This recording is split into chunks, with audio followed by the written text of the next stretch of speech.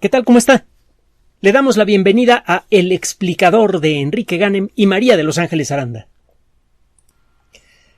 Como podrá ver, en los últimos días prácticamente todas las notas que le presentamos sobre COVID-19 y coronavirus tienen que ver con vacunas, por lógica. Obviamente la investigación sobre la naturaleza del virus, la forma en la que actúa, etcétera, no se ha detenido. Tampoco la investigación sobre el funcionamiento del sistema inmune. Ha sido realmente útil para muchos investigadores que se dedican al estudio del sistema inmune todo este barullo en relación a las vacunas, porque ha quedado claro que el secreto de esta enfermedad, al igual que el secreto de muchas otras, tiene que ver más con la forma en la que el cuerpo reacciona ante el agente infeccioso que la forma en la que el agente infeccioso ataca a nuestro cuerpo. El daño producido por el virus en los tejidos es bastante tangible, los pulmones quedan dañados y otras partes del cuerpo pueden quedar dañadas, pero la mayor parte del daño, el daño más grave en la mayoría de los casos, es generado por el sistema inmune mismo. Entonces, como parte del esfuerzo para detener la pandemia de COVID-19, hemos avanzado mucho en nuestro entendimiento sobre el funcionamiento del sistema inmune porque por fin hay un poquito de dinero para que los investigadores dedicados a este tema tan crucial puedan ponerse a trabajar. El día en el que conozcamos en detalle el funcionamiento del sistema inmune, podremos hacer cosas muy importantes. Por ejemplo, podríamos predecir cuánto tiempo va a proteger una vacuna antes de aplicársela por primera vez a una persona. En la actualidad no nos queda de otra más que poner la vacuna a un montón de personas y ver si a lo largo del tiempo algunas de esas personas se empiezan a enfermar. Y si el número de personas vacunadas que se enferman empieza a aumentar, eso significa que la vacuna ya caducó. Eso no lo vamos a saber hasta que no hagamos el experimento en nuestras propias personas. Eso podría cambiar en los años por venir, quizá en poco tiempo, gracias al nuevo entendimiento del funcionamiento del sistema inmune. Si ahora tomamos una muestra de sangre y vemos los glóbulos blancos que hay allí y las sustancias que hay en la sangre, de allí no podemos deducir qué tan protegida está una persona contra una enfermedad. Con precisión. Podemos estimarla, pero esas estimaciones muchas veces resultan erróneas. Usted puede encontrar pocos anticuerpos en la sangre de una persona contra un cierto microorganismo y al momento de meterse un microorganismo de esos, inmediatamente, un agente infeccioso, automáticamente el número de anticuerpos de pronto aumenta mucho y el cuerpo monta una respuesta efectiva. A veces pasa, a veces no. No entendemos por qué, pero vamos a hacerlo. El día en que podamos entender eso, podremos crear vacunas con una eficiencia garantizable desde antes de aplicarlas. Va a pasar lo que pasa ahora con un avión, un avión comercial de transporte de pasajeros, un avión gigante. Usted lo diseña por computadora, esto se hace en forma colaborativa, participan miles de personas, y antes de que ponga usted el primer perno o corte usted el primer perfil metálico, ya sabe si el avión va a volar o no, si va a ser eficiente, si va a funcionar bien en turbulencia, va a conocer por adelantado las características del avión. De todas maneras lo construye y lo somete a pruebas. Con los aviones no hay que jugar. Pero la realidad es que si fuera necesario hacerlo de manera urgente, se podría diseñar un avión y lanzarlo a la producción sin tener que pasar por las pruebas. Porque ya conocemos bien los problemas comunes que pueden afectar la seguridad de un avión comercial. Bueno, estamos en camino de saber eso de las vacunas, pero todavía no lo sabemos. Lo que sí sabemos de vacunas como la de Pfizer y BioNTech o la de AstraZeneca Oxford, que son las dos vacunas más avanzadas, es que sí producen una protección y que prácticamente no producen efectos secundarios negativos por ellas mismas. Ya habíamos comentado que si usted toma un grupo muy grande de personas y les empieza a poner vacuna, sería raro que no pasara nada. Es decir, sería raro que no ocurriera un caso de una persona a la que usted le pone la vacuna, la persona sale y le da un ataque cardíaco. Ya hemos dicho que la principal causa de muerte en el mundo por mucho son las enfermedades cardiovasculares, y si usted toma un grupo muy grande de personas, el que alguna de ellas sufra un ataque cardíaco es en cierto modo inevitable, indeseable pero inevitable. Entonces, si usted está tomando un grupo grande de personas y le está poniendo vacuna, puede llegar a suceder un caso así, y obviamente detiene todo para ver qué fue lo que pasó. Y si encuentra que se trata de un caso no relacionado con la vacuna, bueno, pues sigue usted adelante, que fue el caso de estas vacunas. Lo comentamos en su momento, en particular la de AstraZeneca, que tuvo por ahí un par de detenciones muy publicitadas. Bueno, estas vacunas sí protegen. ¿Son seguras? Son seguras. Son los primeros 2 puntos que queremos tener muy claros. De otra manera, no podría ocurrir lo que usted probablemente ya sabe, que el Reino Unido se convirtió en el primer país en aprobar a gran escala, ya sin reservas, el uso de una vacuna contra COVID-19 después de que había concluido un ensayo a gran escala.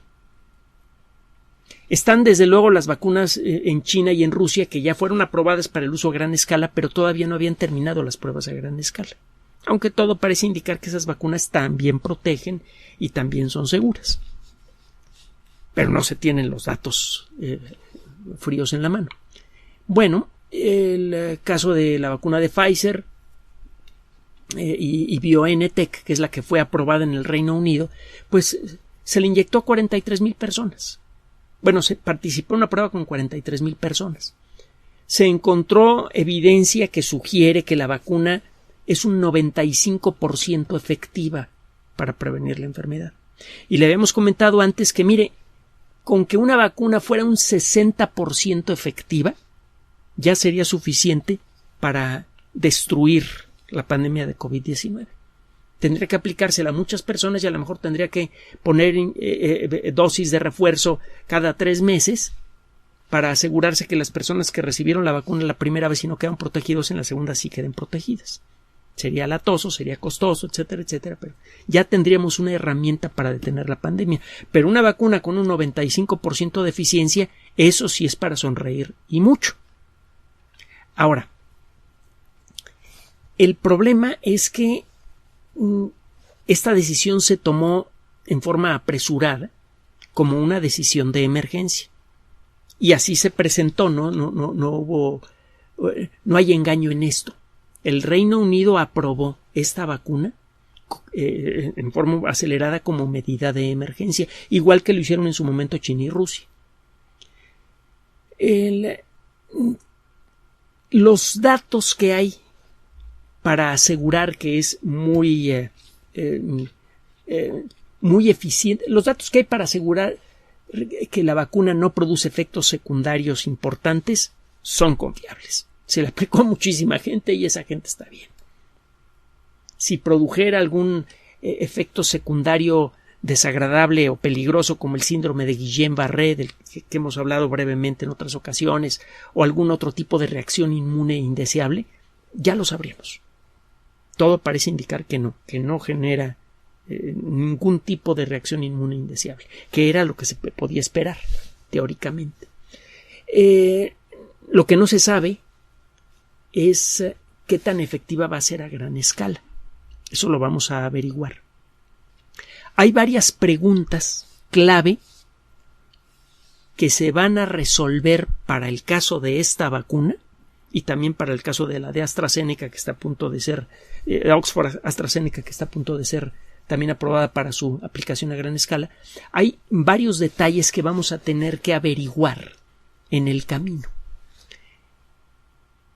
Sabemos que estas vacunas protegen contra la infección, pero lo que no tenemos claro es si una persona está vacunada y es atacada por el virus, esa persona a lo mejor nunca va a desarrollar la enfermedad, pero podría tener algunas células infectadas durante un tiempo. Es decir, la vacuna podría no evitar la infección, sino que simplemente evitaría que la infección llegara a ser grave. Entonces, si ese es el caso, ¿las personas que reciben esta vacuna y se exponen al virus podrían volverse contagiosas? O sea, hay vacunas que no es que impidan la enfermedad, sino que la hacen tan tenue que la enfermedad nunca llega a manifestarse. Lo que era una enfermedad mortal se convierte en una molestia menor, pues es una bendición, pero la persona podría ser contagiosa. Entonces, estas vacunas, la de AstraZeneca y Oxford, y la de Moderna y Pfizer, ¿qué tan seguras son? Primera pregunta, a largo plazo. A corto plazo todo parece indicar que son muy seguras. Y lo más probable es que a largo plazo sean igual de seguras. Pero bueno, va a haber que esperar varios meses a ver si algunas personas no desarrollan alguna molestia como consecuencia de las inyecciones. Parece improbable, muy improbable. Luego, las personas vacunadas pueden tener una infección subclínica y por lo tanto contagiar a otras personas. Si ese es el caso, vamos a tener que pensarle colectivamente, o sea, la sociedad humana, vamos a tener que pensarle cómo demonios le hacemos para vacunar a todo mundo. Y probablemente vacunarnos 2 veces. Porque si una persona se vacuna y la vacuna no prende, no protege a la persona, que pues sucedería en pocos casos, esa persona podría quedar expuesta a ser infectada por una persona vacunada. Lo ideal es que la gente vacunada deje no solamente de enfermarse, sino deje de transmitir la enfermedad. Pero eso no siempre pasa. Ahora, ¿cuánto tiempo va a durar la inmunidad? Esa es otra pregunta. Otra pregunta más. ¿La vacuna será efectiva contra todas las variantes del virus? Todo parece indicar que sí. Y hay mucha evidencia. Hay muchos motivos y muy buenos para creer que la vacuna va a proteger contra todas las variantes de SARS-CoV-2. Pero no lo vamos a saber con exactitud hasta no empezar a aplicar la vacuna. Ahora, si ese llegara a ser el caso, no se me espante que además de estas 2 vacunas, hay un montón que vienen atrás. Entonces, a lo mejor una vacuna protege contra unos tipos y a lo mejor otra vacuna protege contra otros tipos. Eso no sería problema, pero hay que saberlo. Hay que saber si la vacuna va a proteger contra todas las variantes. Le digo que la respuesta casi seguramente sí, pero si quiere conocer la respuesta, no le queda de otra más que vacunar un montón de personas y sentarse a ver qué pasa. Mantener una vigilancia epidemiológica activa por mucho tiempo para ver si no ocurre algo inesperado por ahí. ¿Cómo funciona la vacuna en personas en condición extrema? Extrema de edad, por ejemplo, niños y personas ancianas. En personas con una condición de salud limítrofe, personas con hipertensión, personas con diabetes, etcétera, etcétera. Y faltan otros detalles más que son muy interesantes no solamente para combatir la pandemia de COVID-19, sino también para la tecnología que se va a desarrollar a partir de estas vacunas. Acuérdese que estas 2 vacunas de las que estamos hablando, la de Pfizer y Moderna, la de AstraZeneca, Oxford, utilizan tecnología avanzada que hemos descrito en otras ocasiones. Las vacunas de Pfizer y Moderna dependen de ARN, el ARN mensajero del que ya hemos hablado. Usted inyecta millones y millones de bolitas ultramicroscópicas de grasa, completamente inofensivas, rellenas de ARN mensajero. El ARN mensajero es una molécula con el formato ideal para ser leída por la fábrica de proteínas de nuestras células, que se llama retículo endoplásmico. Una de estas bolitas de grasa se pega a la pared de una célula, que puede ser cualquier célula de nuestro cuerpo, se mete el ARN mensajero. Como la pared de las células es de grasa, cuando se pega otra bolita de grasa, las 2 se juntan, la bolita chiquita se rompe y se convierte en parte de la membrana celular y entra el ARN mensajero. cuando llega al retículo endoplásmico, los robots moleculares que saben fabricar proteínas, que se llaman ribosomas, se ponen a leer el ARN mensajero y empiezan a fabricar copias de la proteína de pico que produce el efecto inmune. Sale esta proteína de pico a la sangre, se le arma el sistema inmune y aprende a fabricar anticuerpos. Bueno, la vacuna de AstraZeneca utiliza un virus modificado que tiene ADN. Este virus infecta una célula, el ADN llega hasta prácticamente el núcleo de la célula, allí es leído por la maquinaria molecular que construye copias del ADN en otra molécula, el ARN mensajero, y se inicia todo el proceso que le mencioné. En ambos casos se trata de, el nombre no es muy apropiado que digamos, y algunas personas hasta se espantan cuando se utiliza. Estas son vacunas genéticas.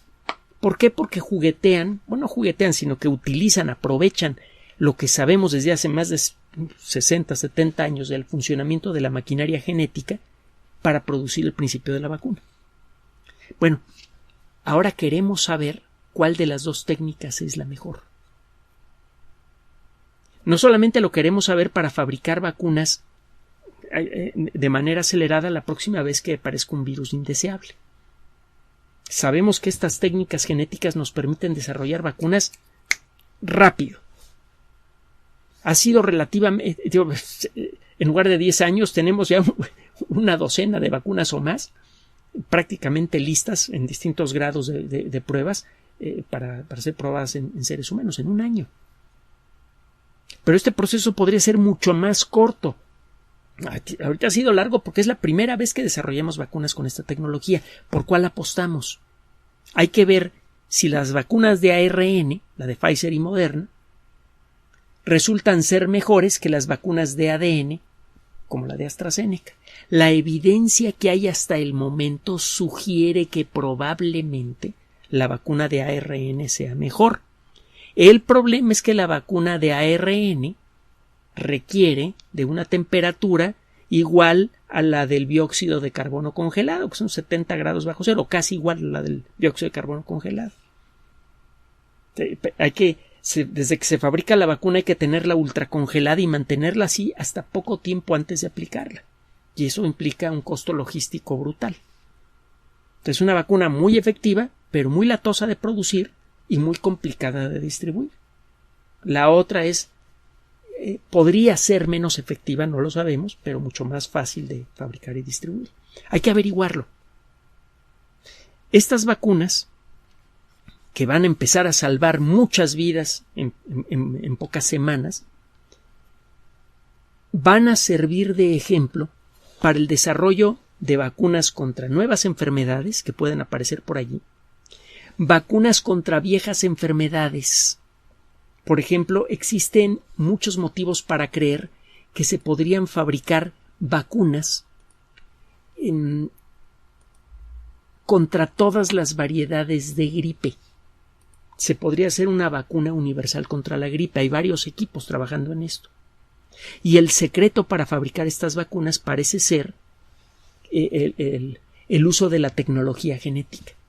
Con una vacuna clásica nunca vamos a poder protegernos contra todas las variedades de gripe, solo contra las que estén vigentes en un momento dado. Pero con vacunas genéticas hay buenos motivos para creer que podríamos fabricar una vacuna general. Nos la ponemos una vez de pequeños y se acabó el problema, o a lo mejor habría que refrendar cada 10 años. Y con eso se acaba la gripe, que todos los años mata, pues cuando las cosas están tranquilas, a unos 300, 400 mil personas, a veces más de 600 mil. En algunos años puede rebasar el 1,000,000 de personas. ¿Sí? Bueno, eso es por una parte. Por otra parte, esta misma tecnología de vacunas la podríamos utilizar contra enfermedades para las cuales nunca hemos pensado en una vacuna. Por ejemplo, el cáncer.